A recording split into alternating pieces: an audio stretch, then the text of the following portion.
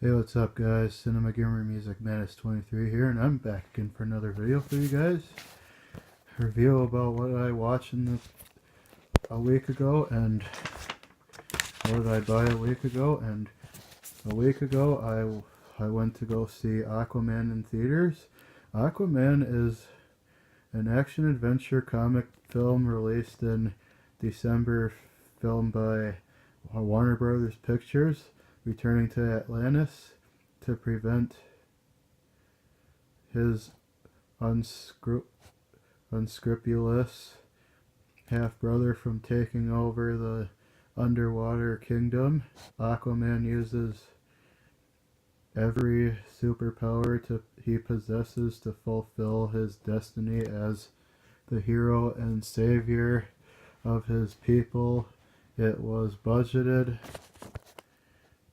$160 to $200 million in theaters.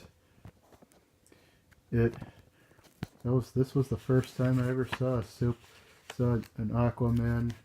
So glad to see Aquaman is back, as resurrected to a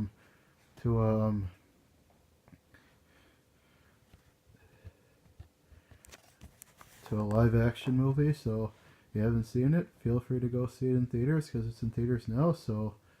That's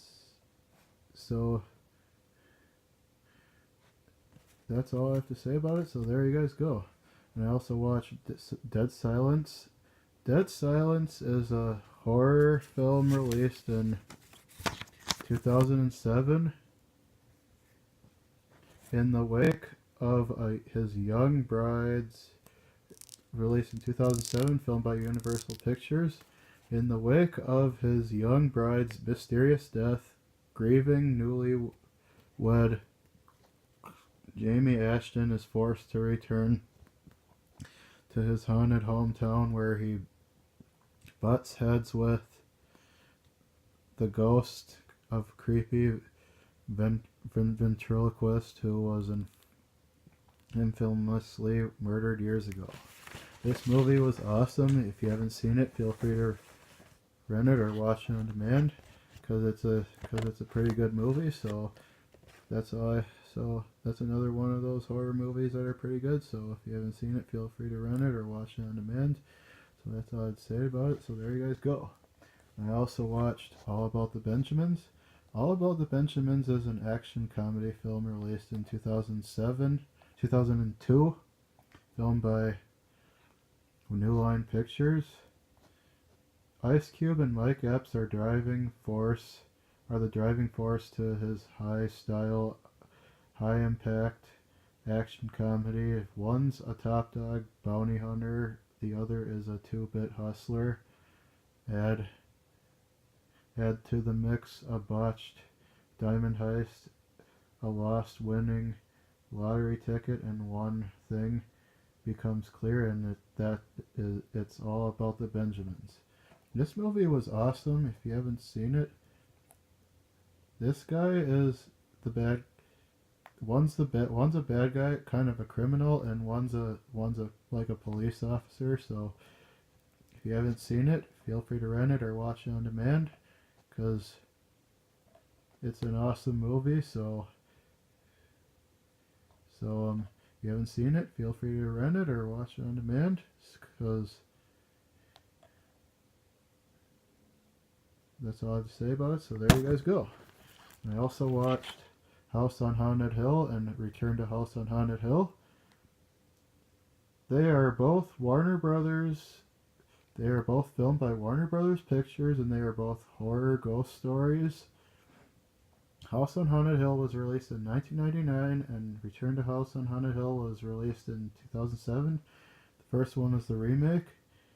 One night in the house, $1 million, no questions asked.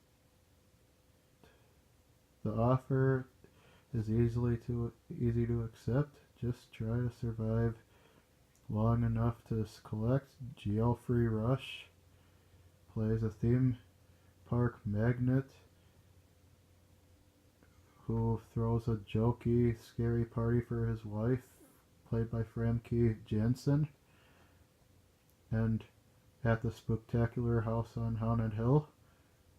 Taye Diggs, Bridget Williams, and Chris Catton are invitees to the bash that could make them rich, very rich, or profoundly dead. The house has a second story. Return to House on Haunted Hill. A priceless, oculate idol that may or may not be in the eerie hilltop manor provides the impetus for another fright-filled foray.